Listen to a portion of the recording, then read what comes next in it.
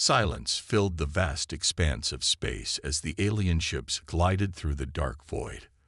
Their sleek vessels, adorned with the markings of the Galactic Council, moved with practiced grace. Inside the lead ship, High Ambassador Kexel stood tall, his 4 eyes fixed on the blue marble that grew larger on their main viewport. "Such a hostile world," he muttered, mandibles clicking softly. "Hard to believe anything intelligent could evolve there." His aide, a tall, willowy being named Vex, nodded in agreement as she reviewed their preliminary data once more. The aliens had spent years studying Earth from afar. Their reports painted a grim picture, a planet racked by extreme weather, dangerous predators, and constant natural disasters. The fact that humans had survived it all seemed miraculous to them. Most species from death worlds barely managed to achieve basic spaceflight, let alone develop a civilization. On Earth's orbital defense station, Captain Jeho Park stood with perfect military posture, his dark uniform crisp and spotless. The weight of humanity's first official contact with alien life rested heavily on his shoulders, but his face remained calm and composed. Next to him, Lieutenant Hannah Kim worked at her station, her fingers moving swiftly across the holographic displays that filled the air around her. 7 ships, Captain, she reported, her voice steady but excited. "Just as our intelligence suggested. Their energy signatures match everything we know about Galactic Council vessels." She paused, double-checking her readings. "They're maintaining their approach vector exactly as predicted." Jeho allowed himself a small smile. The aliens had no idea that humans had been monitoring their communications for years, carefully gathering information while remaining undetected. Earth's quantum monitoring systems had proved far more advanced than anything the Council possessed. "Send the welcome message," Jeho ordered, then added, "Standard protocols. Let's play this exactly as planned." Hannah transmitted their carefully crafted greeting, written in the Council's standard trade language. The message was deliberately simple, designed to reinforce the aliens' assumptions about Earth's technological level. On the alien flagship, Kexel's antenna twitched in surprise. "They're responding in perfect Council standard," he observed. "Interesting. Perhaps they're more advanced than we thought." Still, he wasn't overly concerned. Many primitive species managed to decode Council communications eventually. Jeho watched the alien fleet's approach on his main screen, then reached for his secure communications panel. With practiced movements, he entered the encryption codes that would connect him to humanity's ace in the hole, the EFS Aegis. Hidden behind Jupiter's massive magnetic field, the Aegis waited silently. The massive battleship represented the peak of human military technology, its very existence a carefully guarded secret. Admiral Min-Ki Lee stood on its bridge, watching Earth's orbital station on his own displays. The secure channel crackled to life. "Admiral," Jeho's voice came through clearly, "our guests have arrived right on schedule." "Excellent," Min-Ki replied, his voice carrying the quiet confidence of a veteran commander. "Maintain current protocols. Let them think they're dealing with a newly spacefaring race." He turned to his crew, all of them ready at their stations. "Remember, we need to give them time to get comfortable. Let them think they have the upper hand." Back on the orbital station, Hannah continued monitoring the approaching fleet. Her sensors picked up every detail. The alien ship's shield frequencies, weapon configurations, and power distributions. All of it matched their intelligence perfectly. "They're requesting permission to dock," she announced. "Should I grant it?" Jeho nodded. "Let them come. And make sure our primitive docking facilities are ready." He smiled slightly, thinking of the deliberately basic technology they'd installed just for this moment. The real docking systems, far more advanced than anything the Council possessed, remained hidden behind carefully designed panels. As the alien ships drew closer, Kexel prepared himself for what he assumed would be a routine first contact with a primitive species. He had no way of knowing that humanity was about to shatter every assumption the Galactic Council had ever made about Death World civilizations. The stage was set. Humanity's greatest deception was about to begin, and not a single alien suspected what was coming. Behind Jupiter, the Aegis's crew waited patiently, ready to reveal themselves at exactly the right moment. The time had come to show the galaxy that they had severely underestimated the creatures that had evolved on Earth. High Ambassador Kexel was about to give the order to begin docking procedures when every alarm on his ship started blaring at once. His sensor officer's hands flew across the controls, four eyes widening in disbelief at the readings appearing before him. "Impossible," the sensor officer whispered. "Ambassador, there's something massive emerging from behind Jupiter." Through the main viewport, Kexel watched in stunned silence as the ESS Aegis revealed itself. The human battleship seemed to materialize from nothing as its stealth field dropped, its enormous hull catching the distant sunlight. At 18 kilometers in length, it was larger than anything the Galactic Council had ever built. On the Aegis's bridge, Admiral Min Keeley stood with his hands clasped behind his back, a small smile playing at the corners of his mouth. "Status report," he ordered calmly. Commander Taiyun Cho studied her tactical displays intently. "The alien vessels have come to a complete stop, Admiral. Their power signatures show they've redirected all available energy to their scanning systems." She paused, adding, "They seem to be having trouble believing what they're seeing." The alien ships hung frozen in space, their crews desperately trying to make sense of what their instruments were telling them. The Aegis's crystalline armor plates shimmered with an otherworldly gleam, while its massive railgun arrays and energy weapon emplacements stood out clearly against its dark hull. "Their communication channels are exploding with activity," reported Lieutenant Jun Seo Kim from his communication station. "Most of it is encrypted, but what we can intercept suggests they're in a state of near panic." Aboard the alien flagship, Kexel struggled to maintain his composure. "How?" he demanded of no one in particular. "How did they hide something of this size? Our preliminary scans showed nothing even close to this level of technology." The Aegis began a slow, deliberate approach, its massive engines barely seeming to exert any effort as it moved. Each deck of the mighty vessel was larger than entire alien ships, and its weapon systems made their most powerful artillery look like toys in comparison. "Ambassador," one of Kexel's officers called out, voice shaking, "their armor. It's some kind of crystalline matrix we've never seen before." "And their power readings." The officer trailed off, unable to find words to describe what the sensors were showing. Admiral Min-Ki watched the alien reactions with satisfaction. Years of planning had led to this moment. "Send the formal greeting," he ordered. "Let's show them what humanity is truly capable of." The message that appeared on the alien ship's screens was written in perfect council standard, but its tone was far different from the humble greetings they'd received earlier. This was the voice of a technological giant revealing itself. "Greetings, representatives of the Galactic Council," the message read. "We welcome you to Sol's system. We trust our demonstration of stealth technology has made an impression. The ESS Aegis stands ready to escort you to proper docking facilities." Kexel's mandibles clicked rapidly, a sign of extreme agitation among his species. Everything they had assumed about humanity had been wrong. The primitive docking facilities they'd been approaching were clearly a ruse, part of an elaborate deception that had fooled the entire council. On the Aegis, Commander Taiyun continued monitoring the alien vessels. "Their shield generators are active but unstable," she reported. "They're having trouble maintaining power distribution. I think we genuinely frightened them." "Sir." "Good," Admiral Min-Ki replied. "Fear breeds respect. But now we show them we can be generous too." He turned to his communications officer. "Send the technical specifications for safe docking procedures.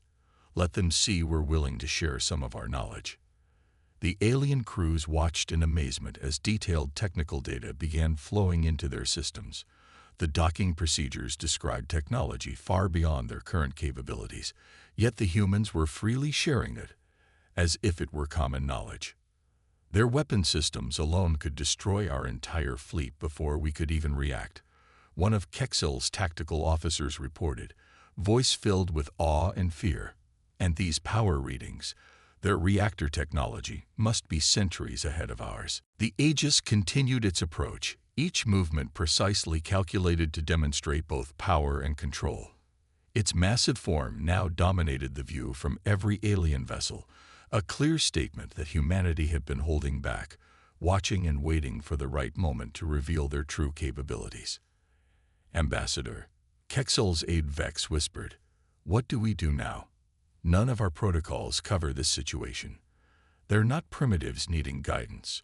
They're our technological superiors." Kexel straightened his posture, knowing his next actions would be crucial for the future of Council-human relations. "We adapt," he said firmly, "and we hope they're as peaceful as they are advanced." The stage was set for a very different kind of first contact than anyone had expected. The humans had played their hand perfectly, and now the galaxy would never be the same. Sun Lai Choi sat in her office aboard the Aegis, surrounded by holographic displays showing centuries of human history. Her fingers traced through the air, organizing the vast amount of data into a presentation that would help the alien delegation understand how humanity had advanced so quickly. She paused on an image from World War II, showing the first atomic bomb explosion. It seemed like ancient history now, but it had only been just over 200 years since humans had split the atom. The pace of advancement since then had been staggering. Recording began. The computer announced softly. Sun Mei straightened in her chair and began speaking in clear, measured tones. To understand humanity's rapid advancement to the stars, one must first understand our history of conflict, she explained. While other species evolved through cooperation, Earth's harsh conditions forced us to compete. Every major technological leap came from our need to survive, not just against nature, but against each other. She brought up a timeline showing humanity's key discoveries. The atomic age led to the computer age. The computer age led to artificial intelligence, but the real breakthrough came in 2157, when Dr. Jaewon Kang made the discovery that would change everything. The display showed an older man working in a laboratory, surrounded by complex equipment. Dr. Kang wasn't trying to revolutionize space travel, Sun Mei continued.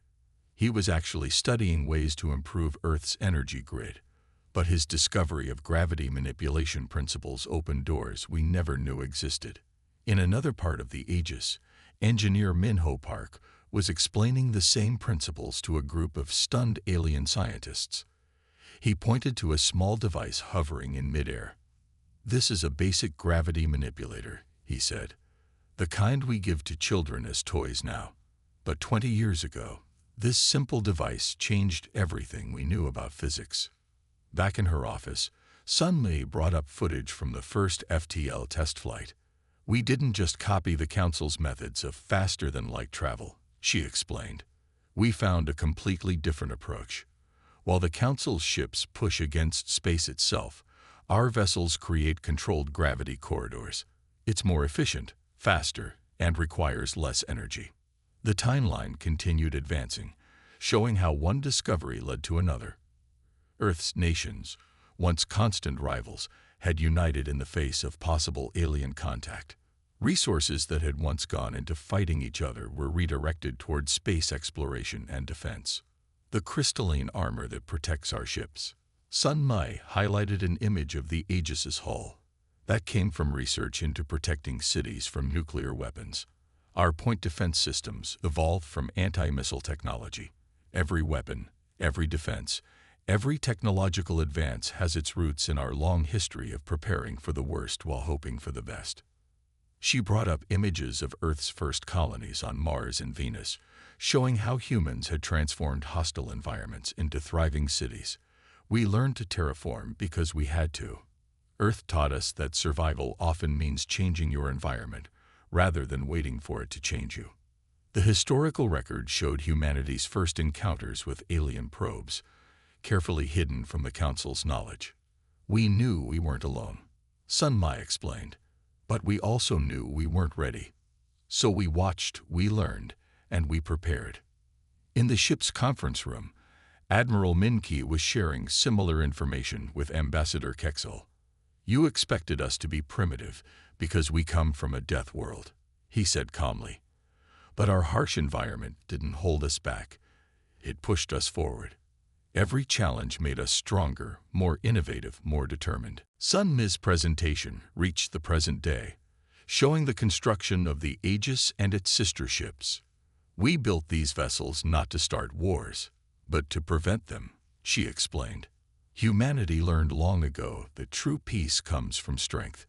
We hope to be friends with the Galactic Council, but we want them to understand that we come as equals, not as students."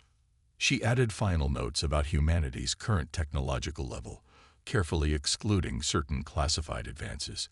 The aliens would be shocked enough by what they were being shown. No need to reveal everything at once. In just over 2 centuries, she concluded, humanity went from splitting the atom to splitting space itself. We've made mistakes along the way, learned harsh lessons, but we've never stopped moving forward. The question now isn't whether we're ready to join the galactic community. It's whether the galactic community is ready for us. As Sun Mi finished her recording, she thought about how the aliens would react to this information. They had come expecting to find primitives barely able to reach their own moon. Instead, they found a civilization that had mastered technologies the Council had never even conceived of.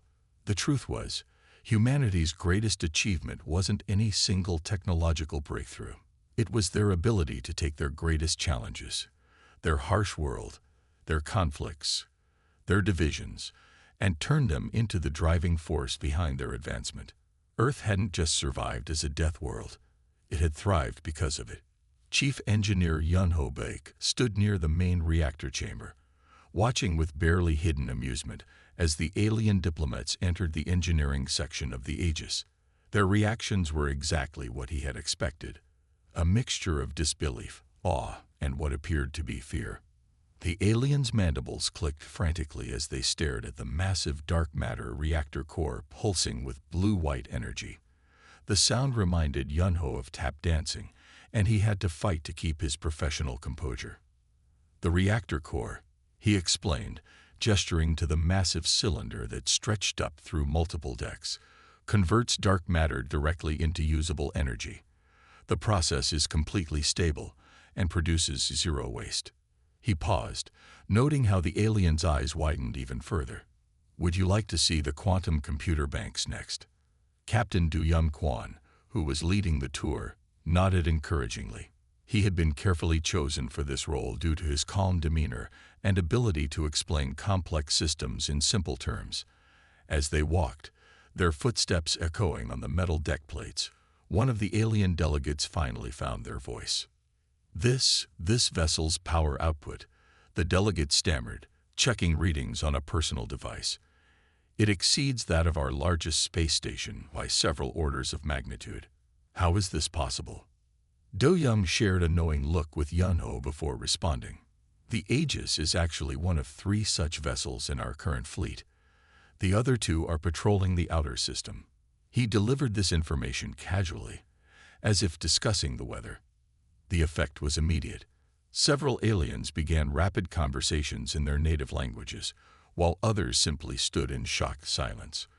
Their translator devices struggled to keep up with the flurry of excited and worried chatter.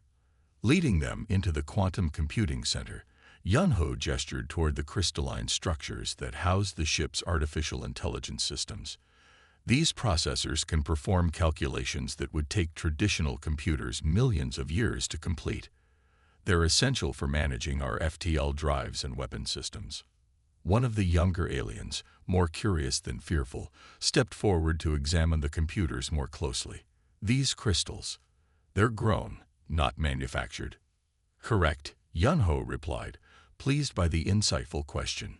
"We seed them with specific quantum states and allow them to develop naturally. Each one is unique, like a fingerprint." The tour continued through the ship's various systems, each revelation seeming to shock the aliens more than the last. They passed through the Gravity Control Center, where engineers monitored the artificial gravity fields that protected the crew during high-speed maneuvers. Your entire understanding of gravity manipulation is revolutionary, another delegate admitted, studying the readouts on the wall displays. We've never seen anything like this approach. Do Young led them to a viewing window overlooking one of the main hangar bays. Below, rows of sleek fighter craft sat ready for launch. Each of these fighters, he explained, has more computing power than your entire fleet combined. They can operate either with pilots or autonomously. The aliens' reaction to this casual statement was interrupted by a low humming sound. The entire hangar bay suddenly lit up as maintenance crews began their routine checks of the fighter squadrons. The sight of dozens of advanced craft powering up simultaneously caused several delegates to step back from the window. Perhaps, Yunho suggested, noting their unease, we should move on to the medical facilities. Our regeneration technology has made remarkable advances in recent years. As they walked, he overheard one alien whisper to another, "They were supposed to be primitives. How did we miss this? How did they advance so far without us noticing?" The answer, of course, was simple. Humanity had wanted it that way. They had hidden their true capabilities, watching and learning from the galaxy, while developing technologies that would ensure their independence and security. Moving through the massive ship, past crews going about their duties with practiced efficiency, the aliens began to understand just how completely they had underestimated humanity. Each new revelation seemed to shake their worldview further. In the medical bay, they watched in amazement as a technician demonstrated their nanite healing system, repairing a deliberate cut in synthetic tissue within seconds. In the weapons control center, they saw simulations of the ship's defensive capabilities that made their own best weapons look primitive by comparison. By the end of the tour, the alien delegates were visibly overwhelmed. They had come expecting to find a species barely capable of space travel. Instead, they found themselves face to face with technology that challenged everything they thought they knew about scientific advancement. As they prepared to return to their own ships, one delegate turned to Du Young. "Your people," they said quietly, "have achieved in centuries what took us millennia. We came to teach, but it seems we are the ones who need to learn." Du Young smiled diplomatically. "Then let's learn from each other," he replied. "After all, isn't that what first contact should be about?" A tense silence filled the observation deck as Admiral Minki faced the gathered alien delegates. Their earlier tour of the Aegis had left them with questions that could only be answered through a demonstration of the ship's true capabilities. "You've requested to see our defensive and offensive systems in action," Minki said calmly. "We're happy to oblige. Weapons Officer Song, begin the demonstration sequence." Jae-in Song's fingers moved across her control panel with practiced precision. In space around the massive ship, thousands of small drones began deploying from hidden launch bays. Each drone was about the size of a car, designed to simulate enemy missiles and fighters.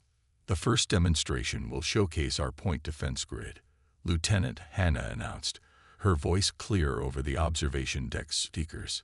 "We'll be engaging multiple targets simultaneously." The alien delegates pressed closer to the reinforced windows, their various sensory organs focused intently on the space around the ship.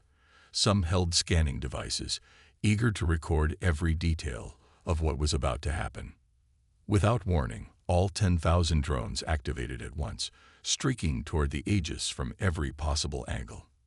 Their attack pattern was chaotic, unpredictable, exactly like a real combat situation.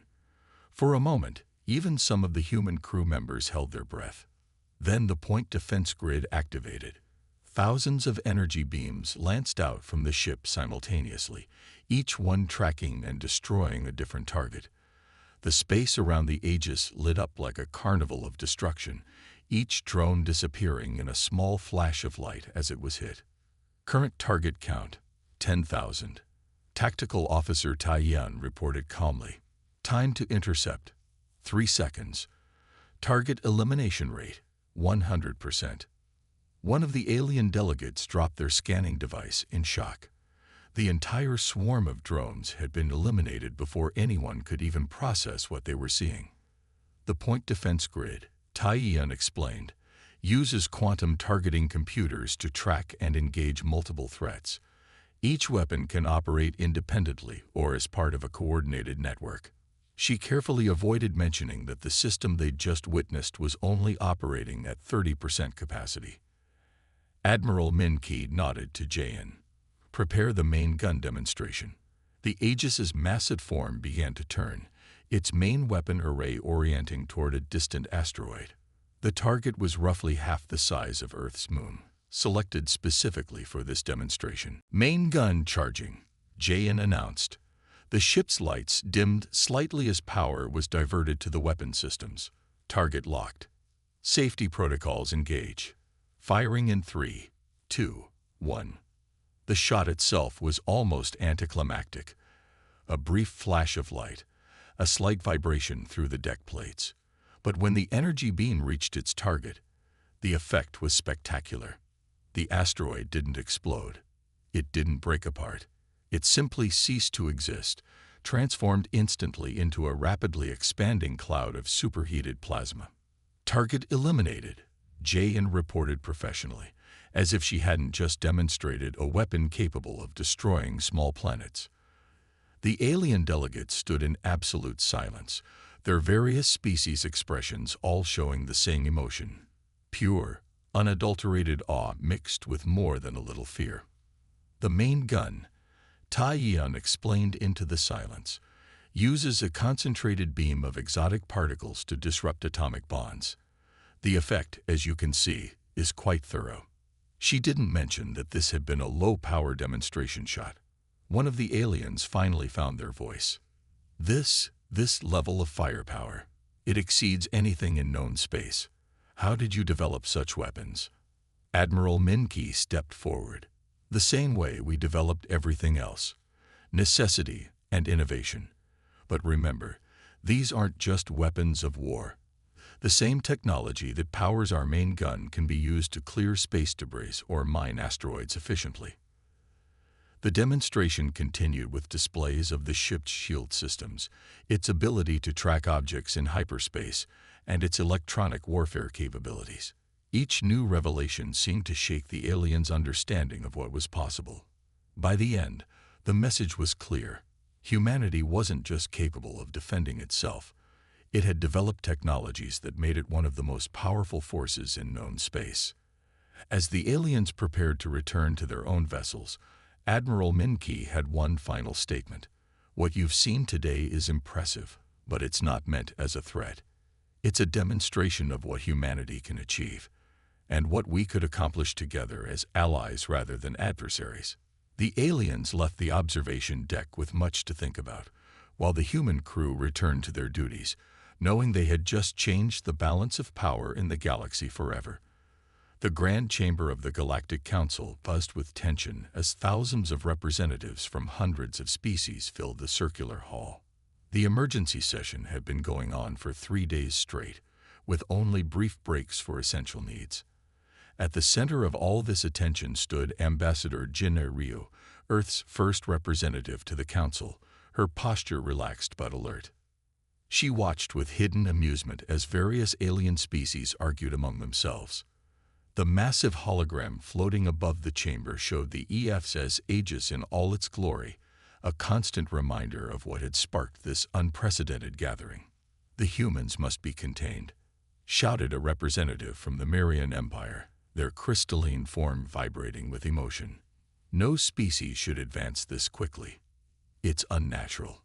Jin-A kept her face carefully neutral, though inside she wanted to laugh. The Marians had been one of the most vocal opponents of Earth's membership in the galactic community. Now they seemed terrified of being left behind. A tall, serpentine creature from the Sidari Confederation raised its head. Containment. Are you mad? Did you not see their technology? Any attempt to contain them would lead to war, a war we cannot win. The chamber erupted in shouting matches, each species trying to make their voice heard. Some demanded immediate military alliances with Earth, while others called for diplomatic isolation. A few even suggested trying to steal human technology, though they quickly fell silent when Jin'e's gaze fell upon them. Order. The council leader, an ancient being from one of the founding species, slammed their gravity hammer down. The sound echoed through the chamber, bringing immediate silence. Ambassador Rio, please address the council. Jin'e stood smoothly and walked to the central platform. As she moved, her simple but elegant Earth diplomatic uniform caught the light, its subtle shimmer a reminder of humanity's technological prowess. Honored representatives, she began, her voice clear and confident. I have listened to your debates for 3 days now. You speak of containment, of alliances, of theft and war. But not one of you has asked the most important question. What does humanity want? The silence in the chamber deepened. Jin'e continued, we don't seek dominion. We don't want war. What we want is what we've always wanted, to explore, to learn, to grow, and to trade with peaceful partners. A representative from the trading world spoke up, their multiple eyes blinking rapidly. But your weapons, your technology, are defensive. Jin'e interrupted smoothly. Yes, we built powerful ships. Yes, we developed advanced weapons. We did this because we had to survive on what you call a death world. But having the ability to fight doesn't mean we want to. The council leader leaned forward. Yet you hid your true capabilities from us. For years, you let us believe you were primitive. Jin'e smiled slightly. Wouldn't you have done the same? We needed time to understand the galaxy, to prepare ourselves for this moment. Now we're ready to join the galactic community. As equals, not as subjects. A murmur ran through the chamber as representatives discussed this among themselves. Finally, one of the elder species representatives spoke up. We expected to find primitives, they admitted, their voice carrying across the chamber. Instead, we found equals, perhaps even superiors in some aspects. The question now is, what do we do about it? Jin'e spread her hands in a universal gesture of openness. We offer partnership. Earth's technology in gravity manipulation alone could revolutionize space travel for all species. Our medical advances could help billions. Our defensive capabilities could protect trade routes from pirates. The chamber grew quiet as the implications sank in. One by one, representatives began to nod or make their species equivalent gestures of agreement. But Jin'e added, her voice taking on a harder edge. We must be clear. Any attempt to steal our technology, to contain us, or to treat us as lesser beings will be met with disappointment. The word hung in the air like a velvet-covered hammer. The council leader studied her for a long moment before speaking. I believe we have heard enough. The council will vote on Earth's status immediately. As the voting commenced, Jin'e returned to her seat, maintaining her diplomatic composure, while inside she felt triumph. The outcome was already certain. Humanity would join the galactic community on its own terms. The results appeared on the massive holographic display. Overwhelming approval for Earth's full membership in the Galactic Council, with special provisions for technology sharing and military cooperation. Well played, whispered her aide, passing her a datapad with initial reaction reports from various worlds. Jin'e allowed herself a small smile. In just 3 days, humanity had transformed itself from a curiosity to a major power in galactic politics. Not bad for a species from a death world. Commander Hyunwoo Nam watched with pride as the mixed crew of humans and aliens worked together on the Aegis's main bridge. 6 months had passed since Earth's dramatic revelation to the galactic community, and the changes had been remarkable.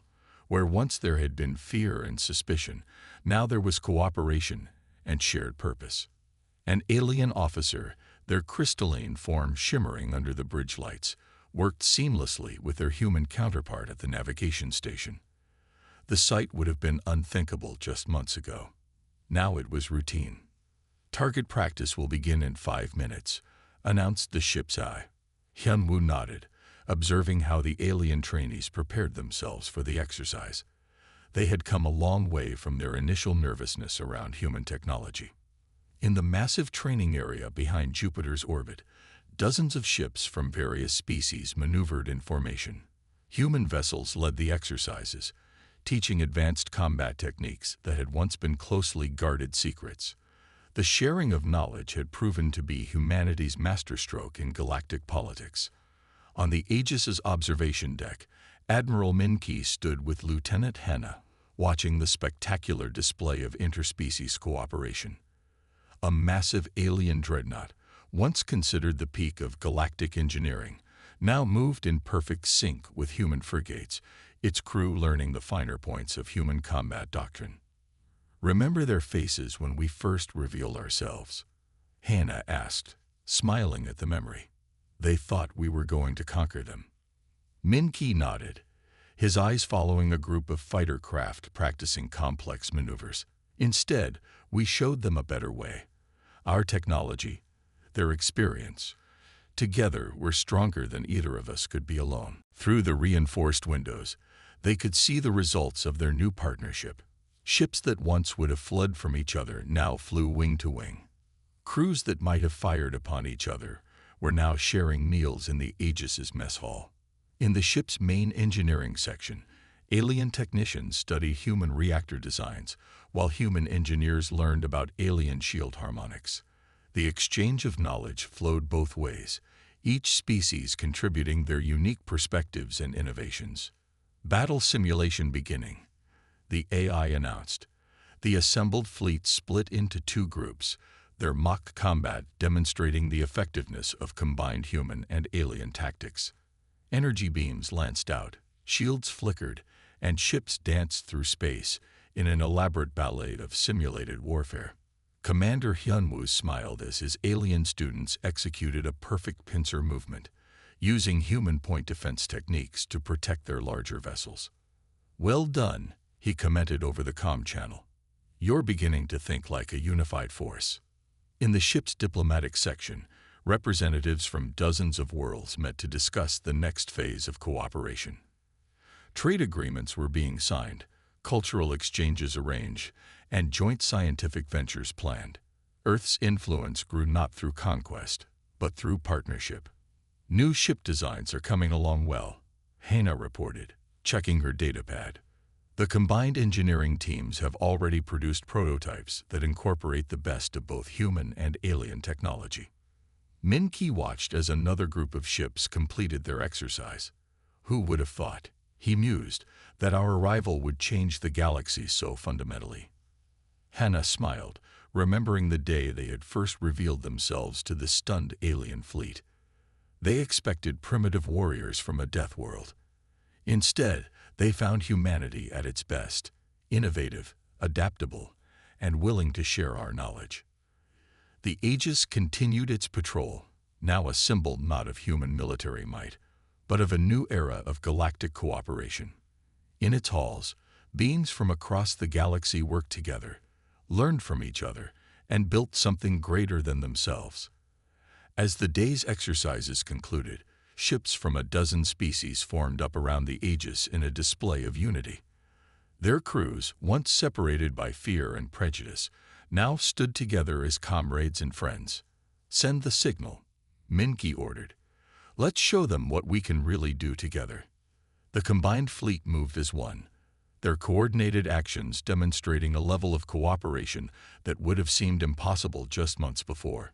In the vastness of space, they had found something remarkable, not just technological advancement, but true understanding between species. The age of isolation was over. The galaxy had entered a new era, one where humanity's greatest achievement wasn't its powerful ships or advanced technology, but its ability to bring diverse species together in pursuit of a common goal. On the observation deck, Min-Ki and Hannah watched the spectacular display with quiet satisfaction. They had done more than reveal humanity's strength to the galaxy. They had shown them a better way forward. Together,